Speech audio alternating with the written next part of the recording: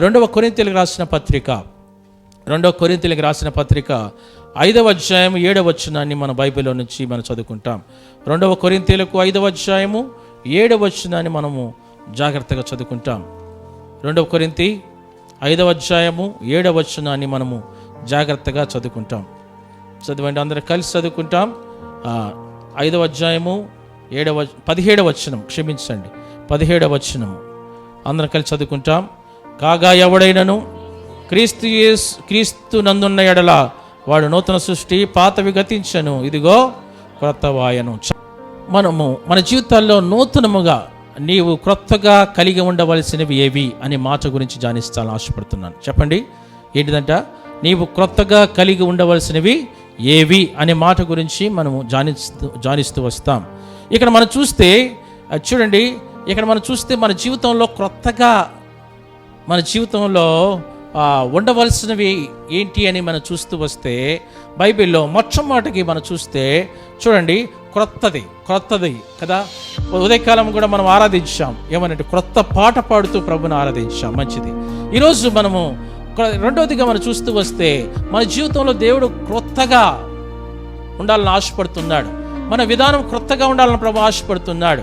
కాబట్టి దేవుడు క్రొత్తగా చేయాలని ఆశపడుతున్న కార్యాలు ఏంటి మనం చూస్తూ వస్తే నెంబర్ 1 చూడండి, యోహాను సువార్త 3వ అధ్యాయము 3వ వచనాన్ని మనం చదువుతూ వస్తే, యోహాను సువార్త 3వ అధ్యాయం 3వ వచనంలో మనం చదువుతూ వస్తే అక్కడ రాయబడి చదవండి. అందుకు యేసు అతనితో, ఒకడు క్రొత్తగా జన్మిస్తేనే కానీ అతడు దేవుని రాజ్యమును చూడలేడని మీతో నిశ్చయముగా చెప్పుచున్నాను. చాలు. నెంబర్ 1 అమ్మ జాగ్రత్తగా గమనించండి. మన జీవితంలో క్రొత్తగా ఇక్కడ జరగాల్సిన కార్యము, లేకపోతే క్రొత్తగా కలిగి ఉండవలసిన కార్యం ఏంటంటే క్రొత్త జన్మ కలిగి ఉండాలి. చెప్పండి అమ్మా, ఏంటిది? క్రొత్త జన్మ అనేది చాలా ప్రాముఖ్యమైనది. క్రొత్త జన్మ అంటే మన పాత జన్మ అంటే అర్థం ఏంటంటే అది శరీర జన్మ. చెప్పండి, ఏ జన్మ అది? శరీర జన్మ. ఇది పాత జన్మకు గుర్తుగా ఉంది. క్రొత్త జన్మ అంటే అది యేసుక్రీస్తు ప్రభువుని అంగీకరించిన తర్వాత ఉన్న జన్మ, అంటే అది ఆత్మ సంబంధమైనది. చెప్పండి, ఏది అది? ఆత్మ సంబంధమైనది. అంటే పాత జన్మేమో శరీర సంబంధమైనది, క్రొత్త జన్మేమో ఆత్మ సంబంధమైనది. అర్థమైందమ్మా? అర్థమైంది కదా. అందుకనే యేసుక్రీస్తు ప్రభువారు దగ్గరికి ఒక వ్యక్తి వచ్చి ఇలా అడుగుతున్నప్పుడు యేసుక్రీస్తు ప్రభు చెప్పిన మాట ఏంటంటే, అయితే అందుకు యేసు వానితో, ఒకడు క్రొత్తగా జన్మిస్తే కానీ అతడు దేవుని రాజ్యాన్ని చూడలేడు. అంటే ఒకడు క్రొత్త జన్మ కలిగి ఉంటే తప్ప దేవుని రాజ్యంలో ప్రవేశించడు అని అర్థం. కాబట్టి దేవుని రాజ్యంలో ప్రవేశించాలి. మన గురి ఏంటి అంటే దేవుని రాజ్యం అనగా మోక్షము, లేకపోతే వైకుంఠము, లేకపోతే పరలోకము. ఇవన్నీ కూడా మనం చూస్తూ వస్తాం, పర్యాయ పదాలుగా చూస్తూ వస్తాం. ఈ మోక్షానికి ఒక వ్యక్తి వెళ్ళాలి అంటే, ఈ మోక్షానికి ఒక వ్యక్తి చేరుకోవాలంటే, లేకపోతే మోక్షాన్ని చూడాలి అంటే ఆ వ్యక్తి కలిగి ఉండవలసింది ఏంటంటే క్రొత్త జన్మ. చెప్పండి, ఏంటిది? క్రొత్త జన్మ ద్వారా తప్ప ఆ వ్యక్తి దేవుని రాజ్యాన్ని చూడలేడు, అనగా మోక్షాన్ని చూడలేడు, మోక్షానికి వెళ్ళలేడు, మోక్షాన్ని తాకలేడు, మోక్షంలో ప్రవేశించలేడు కూడా. క్రొత్త జన్మ కలిగి ఉండాలి. ఒక ప్రశ్న, మనందరికీ క్రొత్త జన్మ ఉందా లేదా అంటే భౌతికంగా మనము మానవుడిగా పుట్టిన ప్రతి వ్యక్తిలో కూడా ఏ జన్మ ఉంటుందంటే శరీర జన్మ ఉంటుంది. ఏ జన్మ ఉంటుందమ్మా? శరీర జన్మ అంటే తల్లి గర్భము నుంచి బయటికి రాగానే మనం శరీరముతో జన్మిస్తాం, అవునా? మనకి చేతులు, కాళ్ళు, ముక్కు, నోరు, దాని తర్వాత వెంట్రుకలు అంతా, అంటే శరీర సంబంధంగా శరీరంలో అవయవాలు ఏమున్నాయి అన్నీ కూడా మనము అలాగా తల్లి గర్భంలో నుంచి బయటకు వచ్చినప్పుడు శరీర జన్మతో మనం పుడతాం. ఈ శరీర సంబంధమైన జన్మ మోక్షానికి తీసుకెళ్ళదు, అది గుర్తుంచుకోండి. ఈ శరీర సంబంధమైన జన్మ మానవుణ్ణి మోక్షానికి నడిపించలేదు, తీసుకువెళ్ళలేదు, మోక్షాన్ని చూపించలేదు, మోక్షంలో ప్రవేశింప చేయలేదు. అయితే ఈ వ్యక్తి, ఈ శరీర జన్మ పొందిన వ్యక్తి మరొక జన్మ పొందుకోవాలి. ఏం జన్మ అది అంటే ఆత్మ సంబంధమైన జన్మ. చెప్పండమ్మా, ఏదది? ఆత్మ సంబంధమైన జన్మ. అందుకనే చూడండి, 5వ వచనంలో చూస్తూ వస్తే, ఒకడు యేసు ఇట్లా నేను ఒకడు నీటి మూలముగా గాను ఆత్మ మూలముగా గాను జన్మిస్తేనే కానీ దేవుని రాజ్యములో ప్రవేశింపలేడని మీతో నిశ్చయముగా చెప్పుతున్నాను. అంటే అర్థం ఏంటి అంటే ఆత్మ మూలంగా జన్మిస్తేనే కానీ. ఇది అర్థమైంది ఎప్పుడు అంటే శరీర సంబంధంగా జన్మిస్తే మోక్షం లేదు. అంటే శరీర సంబంధంగా పుట్టిన వారికి మోక్షం లేదు. ఈ శరీర సంబంధంగా పుట్టిన వారు మరొక జన్మ ఎత్తుకోవాలి. ఏంటి జన్మ అది? చెప్పండి త్వరగా. ఏ జన్మ? అర్థమవుతుందో అర్థం కావడం లేదా? జాగ్రత్త, అర్థం చేసుకోకపోతే మన నరకనకే పోతాం. అందుకని అర్థం చేసుకోండి జాగ్రత్తగా. ఏదంటే ఆత్మ సంబంధమైన జన్మ ఏంటంట పొందాలి. ఆత్మ సంబంధమైన జన్మ అది ఎలా వస్తుంది అంటే అది యేసుక్రీస్తు ప్రభువారిని అంగీకరించడం ద్వారా వస్తుంది. అర్థమైందా ఇప్పుడు? అర్థమైపోయిందా? శరీర సంబంధమైన జన్మ ఎవరి ద్వారా వస్తుంది? ఎవరి ద్వారా? మీ తల్లిదండ్రుల ద్వారా వచ్చింది. అది నీ తల్లిదండ్రుల ద్వారా వచ్చిందేమో శరీర జన్మ. లేకపోతే నా తల్లిదండ్రుల ద్వారా వచ్చింది నాకు శరీర జన్మ. నాకు జన్మనిచ్చారు నా తల్లిదండ్రులు. కానీ ఈ శరీర సంబంధమైన జన్మ జన్మించిన నీ జీవితంలో ఆత్మ సంబంధమైన జన్మ కూడా ఉండాలి. ఆత్మ సంబంధమైన జన్మ లేకపోతే నిత్య నరకానికి వెళ్తావు. మోక్షం అసలు చూడడానికి కూడా లేక అవకాశం లేదు. మోక్షానికి ప్రవేశించే అవకాశం లేదు. మోక్షంలో ఉండే అవకాశం నీకు లేనే లేదు. అయితే ఈ వ్యక్తి ఏం కావాలంటే జాగ్రత్త గమనించండమ్మా. ఈ వ్యక్తి ఏం కావాలంటే శరీర సంబంధమైన జన్మ పొందిన వ్యక్తి మరొక జన్మను పొందుకోవాలి. అదే ఆత్మ సంబంధమైన జన్మ. ఆ ఆత్మ సంబంధమైన జన్మ ఎవరి ద్వారా కలుగుతుంది అంటే అది యేసుక్రీస్తు ప్రభువు ద్వారా కలుగుతుంది. యేసయ్య దగ్గరికి వచ్చి, అయ్యా నేను పాపిని, నా తల్లి పాపంలోనే నన్ను కనింది. దావీదు అంటాడు, నేను పాపంలో పుట్టినవాడును, నా తల్లి పాపంలోనే కనింది. ఇది ఈ లోకంలో శరీర సంబంధమైన జన్మ అది పాపానికి సంబంధించిన జన్మగా చూడవచ్చు. అయితే ఆత్మ సంబంధమైన జన్మ అది పరిశుద్ధమైన జన్మగా చూడవచ్చు. అందుకనే ఇక్కడ ఈ లోకంలో మన జీవితంలో శరీర సంబంధమైన జన్మ పొందిన మన జీవితంలో ఆత్మ సంబంధమైన జన్మ కూడా మన జీవితంలో కలిగి ఉండాలి. అంటే యేసుక్రీస్తు ప్రభువుని అంగీకరించాలి. యేసుక్రీస్తు ప్రభువుని చేర్చుకోవాలి. యేసుక్రీస్తు ప్రభువు దగ్గరికి వచ్చి, అయ్యా నేను పాపినయ్యా, నా పాపాలు క్షమించు. నేను శరీర సంబంధమైన జన్మలోనే అనేకమైన పాపాలు మనలో ఉంటాయి. చూడండి, ఒక పాము పుట్టినప్పుడు ఆ పాములో విషం అనేది ఆటోమేటిక్గా పుట్టుకతోనే వస్తుంది. అలాగే మనలో కూడా శరీర సంబంధమైన జన్మలో పుట్టిన ప్రతి వ్యక్తిలో కూడా పాపం అనేది ఆటోమేటిక్గా పుట్టుకతోనే వస్తుంది. అందుకనే మార్కు సువార్తలో 7వ అధ్యాయంలో అంటాడు, తీకండిలే కానీ ఆడంటాడు, హృదయంలో నుంచి ఏమొస్తాయి అంట? జారత్వము, అపవిత్రత, కామకత్వము, ఇవన్నీ లోపల నుంచి వచ్చినవి. బయట నుంచి లోపలికి వెళ్ళినవి కావయ్యి, లోపల పుట్టుకతో ఉన్నాయి ఇవన్నీ కూడా. కాబట్టి యేసు రక్తం ఎందుకోసం కాచాడంటే యేసయ్య ఈ రక్తములో నీ పాపాలన్నీ కడుక్కొని నువ్వు నూతన జన్మలోనికి రావాలి. ఏం కావాలి చెప్పండమ్మా? నూతన జన్మలోనికి నువ్వు రావాలి. ఈ నూతన జన్మ నువ్వు పొందుకోవాలి. ఈ భౌతికమైన జన్మ ఒకటి, ఇంకోటి ఏంటంట, ఇంకో జన్మ ఏంది? క్రొత్త జన్మ అంటే ఆత్మ సంబంధమైన జన్మ. అది యేసుక్రీస్తు ప్రభువు దగ్గరికి వచ్చి నీ పాపాలన్నీ ఒప్పుకొని విడిచిపెట్టి, అయ్యా నేను పాపిని క్షమించు, నీ రక్తంతో కడుగొని యేసయ్య దగ్గరికి వస్తే యేసు రక్తము ప్రతి పాపం నుండి నిన్నేం చేస్తుంది? కడిగి పవిత్రులుగా చేసిన తర్వాత నీకు ఆత్మ సంబంధమైన జన్మ నీకు అనుగ్రహించబడుతుంది. ఈ ఆత్మ సంబంధమైన జన్మ ఎవరైతే పొందుకున్నారో, జన్మించారో వారు దేవుని రాజ్యంలో ప్రవేశిస్తారు.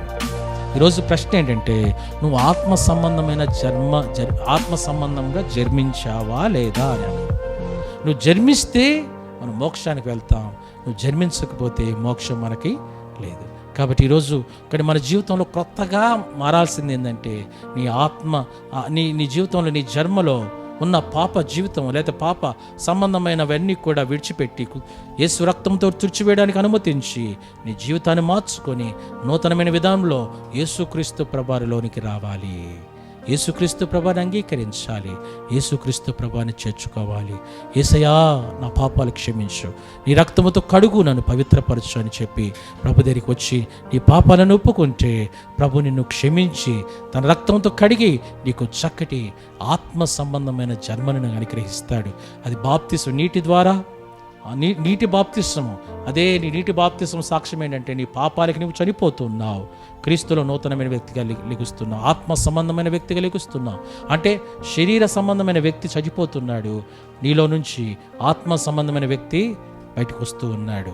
అంటే పాప విషయంలో నువ్వు చనిపోతున్నావు, ఆత్మీయంగా బ్రతుకుతున్నావు.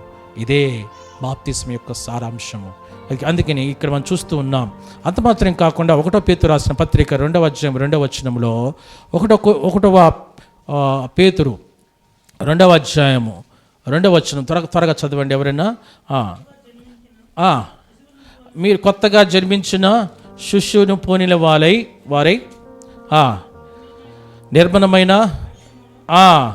పాల వలన రక్షణ విషయంలో ఎదుగు నిమిత్తము ఆ పాలను అపేక్షించుడి. కాబట్టి ఇక్కడ అంటున్నాడు చూడండి, 2వ వచనం 1వ వచనంలో, ప్రభు దయాళుడని మీరు రుచి చూచి ఉన్న సమస్తమైన ఏం చేయాలంట, దుష్టత్వము, సమస్తమైన కపటము, ఇంకోటి ఏంటంటే సమస్తమైన వేషధారణ, సమస్తమైన అసూయ, సమస్తమైన దూషణ మాటలు మాని. అంటే ఇదేంటి అంటే ఇవన్నీ కూడా ఏ జన్మలో ఉన్నాయి?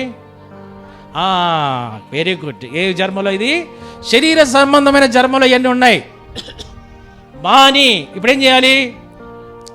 మానేసిన తర్వాత క్రొత్తగా, ఇప్పుడు అర్థమైందా?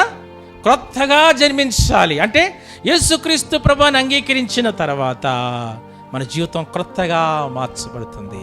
క్రొత్త జీవితంలో ఎలాగుంటా, శిశువులు పోనిన వారే దేవుని యొక్క వాక్యము అనే పాలను మనం ఏం చేయాలంట, ప్రతి దినము త్రాగుతూ ఆ రక్షణ విషయంలో మనం ఎదుగుతూ జీవించాలి.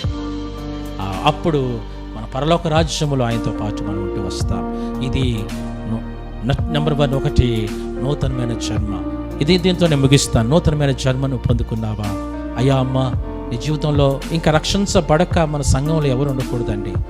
దేవుని అంగీకరించక, దేవుని ఎరగక, యేసుక్రీస్తు ప్రభువుని నిజమైన దేవుడిగా స్వీకరించక, ఇంకా పాపములో జీవిస్తూ పాపంలో బ్రతుకుతూ, ఇంకా ఆచారాలు, పద్ధతులు, ఇంకా కాబట్టి దినాలు ఇవన్నీ కూడా పాటిస్తూ లోక సంబంధంగా లోక ఆచారాలు అన్నీ కూడా అన్ని జనులు నడిచినట్లుగా, అన్ని జనులు పూజించినట్లుగా, అన్ని జనులు కొలిచిన దేవుళ్ళు కొలుస్తూ, అన్ని జనులు మునిగినట్లుగా, అన్ని జనులు చేసినట్లుగా మనం చేయక అవన్నీ మానివేసి, అది పాత జీవితం, అంటే క్రీస్తుని అంగీకరించక ముందున్న జీవితం అది. అంటే ఈ యొక్క శరీర సంబంధమైన జీవితం అది. ఈ శరీర సంబంధమైన జీవితానికి పూర్తిగా విడుదల పొందుకొని, విడిపించబడి, మానివేసి, ఆ పాపాలని, ఆ జీవితాన్ని మానివేసి నూతనంగా క్రీస్తులో నూతనమైన వ్యక్తిగా జీవించాలి. నూతనమైన జన్మ పొందుకోవాలి. ప్రభువా, నా తల్లి అయితే నాకు శరీర సంబంధమైన జన్మ ఇచ్చింది, కానీ ఆ తండ్రి అయితే నీకు ఆత్మ సంబంధమైన జన్మనిచ్చాడు. ఈ తల్లి అయితే నిన్ను భూమి మీద నిన్ను ఒక శిశువుగా జన్మింప చేసింది, కానీ ఆ తండ్రి నీకు పరలోకంలో నిన్ను ఇక్కడ జన్మింప చేశాడు, పరలోక రాజ్యంలో నిన్ను జన్మింప చేశాడు. కాబట్టి ఈ లోకంలో ఈ జన్మ కావాలి, ఆ జన్మ కావాలి. కాబట్టి ఈ లోకంలో ఈ జన్మ తల్లి గర్భంలో జన్మించిన జన్మ ఇది. ఈ జన్మ ఒకటైతే ఈ జన్మ నుంచి మన జీవితంలో మార్పు చెంది పరలోక సంబంధమైన ఆ యొక్క రాజ్యంలో ప్రవేశించడానికి కొరకు ఆత్మీయంగా మనం తిరిగి జన్మించాలి. అది క్రీస్తుని అంగీకరించిన వారికి మాత్రమే ఆ కార్యం జరుగుతుంది. కాబట్టి క్రీస్తుని అంగీకరించి ఈరోజైనా యేసయ్య దగ్గరికి వచ్చి నీ పాపాలు విడిచిపెట్టి, అయ్యా నేను పాపిని నాకు క్షమించు, నీ రక్తంతో కడుగోయా, నేను నీ బిడ్డగా మార్చుకోయా, నా జీవితంలో నూతనమైన జన్మ నాకు అనుగ్రహించయ్యా, ఈ పాడుపడిపోయిన ఈ యొక్క పాపంలో ఉన్న జీవితము, ఈ యొక్క భయంకరమైన యొక్క అలవాట్లతో కూడిన యొక్క జీవితం నుంచి నన్ను విడిపించు నాయన, నన్ను కడుగయ్యా, నన్ను పవిత్రపరచని ప్రభుని అడుగుతావా? ప్రభు ఈ యొక్క మధ్యాహ్నం కాల సమయంలో నీ జీవితాన్ని మార్చి నూతనమైన జన్మనిస్తాడు. ఆ నూతనమైన జన్మనే దేవుని చూచే జీవితం, దేవుని రాజ్యములో ప్రవేశించడం, నిత్య రాజ్యం, నిత్య మోక్షములో నీకు స్థానం దొరుకుతుంది. అది నూతన సంవత్సరంలో మనం పొందుకోవాలి. నూతన సంవత్సరంలో దేవునికి నూతనమైన జన్మనివ్వాలని ఆశపడుతున్నాడు. అమ్మా, నూతనమైన జన్మనివ్వాలని ఆశపడుతున్నాడు. నీకు ఇష్టమైన నూతనమైన జన్మను పొందుకోవాలని ఆశపడుతున్నావా? కాబట్టి ఈ లోకంలో నువ్వు పుట్టి ఎంతకాలమైనా కావచ్చు, కానీ నూతనమైన జన్మ పొందుకోకపోతే నిత్య రాజ్యములు నీకు స్థానం ఉండదు. ఈరోజే ప్రభు దగ్గరికి వచ్చి పాపాలు ఒప్పుకొని ప్రభు బిడ్డగా మార్చబడి, రక్షించబడి ప్రభు బిడ్డగా మార్చబడదామా? ఎంతకాలం జీవిస్తావు ఈ లోకంలో? ఎంతకాలం బ్రతుకుతావు ఈ పాప సంబంధమైన ఈ యొక్క జన్మ, ఈ పాప సంబంధమైన యొక్క అలవాట్లలో? ఇప్పుడైనా ఈ సంవత్సరమైన ఈ యొక్క 2వ వారములో ఈ యొక్క వాక్యం ద్వారా నీ జీవితంలో మార్పు చెంది ప్రభు దగ్గరికి వచ్చి నీ పాపాలు ఒప్పుకొని నూతనమైన జన్మను పొంది ప్రభు బిడ్డగా మార్చబడి, రక్షించబడి, వాక్యాన్ని విని రక్షణలో ఎదుగుతూ వర్ధిల్లుతూ దేవుని రాజ్యములో నువ్వు స్థానం సంపాదించుకొని ఆ రాజ్యములు యుగయుగాలు ఉండడానికి కొరకు సిద్ధపాటు కలిగి ఉంటూ ప్రభు నిన్ను దీవించునుగాక. ఈ వాక్యాన్ని దేవుడు ఆశీర్వదించునుగాక. దయచేసి తల్ల వంచండి, ప్రార్థన చేసుకుంటాం. దయచేసి తల్ల వంచండి, మోకరించండి, ప్రార్థన చేసుకుంటాం. ఒక నిమిషం అందరికి కూడా మోకరించండి, తల్ల వంచండి. ఒక నిమిషం. అమ్మాయ్యా, క్రొత్తగా జన్మించావా? ప్రశ్న. క్రొత్తగా జన్మించావా? నూతన సంవత్సరంలో నిజంగా అన్నీ నూతనమైనవే. బట్టలు నూతనంగా మార్చబడ్డాయి. అలాగే నీ ఇల్లును నూతనం చేసుకున్నావు. అలాగే నీ పిల్లలను నూతనమైన స్కూల్లో చేర్చావు.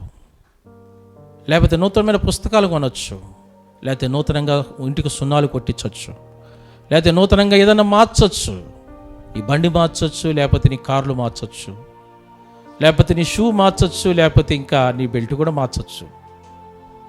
నూతనంగా ఏం మారింది భౌతికంగా అనేది ప్రాముఖ్యమైనది కాదు. అది మారితే సరిపోదు. నూతనంగా నీ హెయిర్ స్టైల్ మార్చవచ్చు, లేకపోతే నూతనంగా నీ బాడీ మార్చవచ్చు, నీ మాటలు మార్చవచ్చు. అయితే ఇది మారితే సరిపోదు. ప్రభు అంటున్నాడు, నూతనంగా జన్మించాలి. భౌతికంగా జన్మించావు, తల్లి గర్భంలో పుట్టావు, జన్మించావు, మంచిది. ప్రతి మానవుడు కూడా తల్లి గర్భంలో నుంచి పుట్టాల్సిందే. అయితే పుట్టుకలోనే పాపముతో పుడుతూ ఉన్నాం. ఇది శరీర సంబంధమైన జన్మ. ఈ జన్మ మోక్షాన్ని నడిపించదు. అందుకని యేసుక్రీస్తు ప్రభువారు స్వయాన చెప్పిన మాట, ఒకడు క్రొత్తగా జన్మించాల్సిందే. ప్రభు చెప్పిన మాట, లేకపోతే దేవుని రాజ్యం చూడడు, ప్రవేశించడు, దాంట్లో ఉండడు. ప్రభు చెప్పిన మాట. అయ్యా అమ్మా, తమ్ముడు, నీ జీవితంలో మార్పు కలిగాలి. భౌతికంగా ఎలాగైతే అన్ని మార్చుకుంటూ ఉన్నావో, నీ ఆత్మీయ జీవితంలో కూడా నీ యొక్క మార్పు కలిగి జీవించాలి. ఆ మార్పు యేసే దగ్గర స్వాస్థ్యం అవుతుంది. యేసే దగ్గరికి వచ్చి పాపాలు ఒప్పుకో. యేసే దగ్గర నీ పాపాలన్నీ విడిచిపెట్టు. నీ పాప జీవితాన్ని మొత్తం కూడా భూస్థాపితం చేసేయి. ఇంకా చాలు, ఈ సంవత్సరం ఆపేసేయి. ఇంకా చాలు, నూతనమైన సంవత్సరం ఆరంభించావు. సంవత్సరం కూడా మారిపోయింది, క్యాలెండర్ మారిపోయింది. నీ ఈ యొక్క పాప జీవితాన్ని కూడా మారిపోవాలి. ఇంకా నూతనమైన వ్యక్తిగా మార్చబడాలి, ప్రభు బిడ్డగా మార్చబడాలి, యేసయ్యను అంగీకరించిన బిడ్డగా, యేసుక్రీస్తును చేర్చుకున్న బిడ్డగా, ప్రతి ఆదివారం ఆరాధించేవాడిగా, ప్రభు బల్లో పాలు పొందేవాడిగా, దేవుని పరిచయం చేసేవాడిగా, దేవుని పనిని చేసేవాడిగా, ప్రతి వారము దేవుణ్ణి గణపరిచేవాడిగా, వాక్యాన్ని చదివేవాడిగా, ప్రార్థించే వాడిగా నీ జీవితాన్ని మార్చుకోవాలి. ప్రభా, ఇలాగ ఉన్నప్పుడే, ఇలాగ నీ జీవితం మారినప్పుడే, నీ జీవితంలో నూతనమైన కార్యము జరిగినప్పుడే, నూతనమైన జన్మ కలిగినప్పుడే పరలోక రాజ్యంలో ప్రవేశిస్తావు. నువ్వు చేసే భక్తి అంతా కూడా మనం మోక్షానికి వెళ్ళడానికి కోసమే. మోక్షానికి వెళ్ళాలంటే ఈ కార్యం జరిగించబడి ఉండాలి.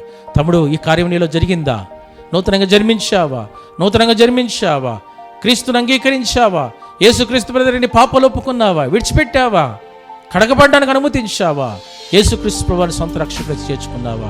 చేర్చుకోకపోతే ఈ రాత్రి యొక్క మధ్యాహ్న కాలం చేర్చుకో. నీ జీవితం నూతనంగా ఆరంభించు.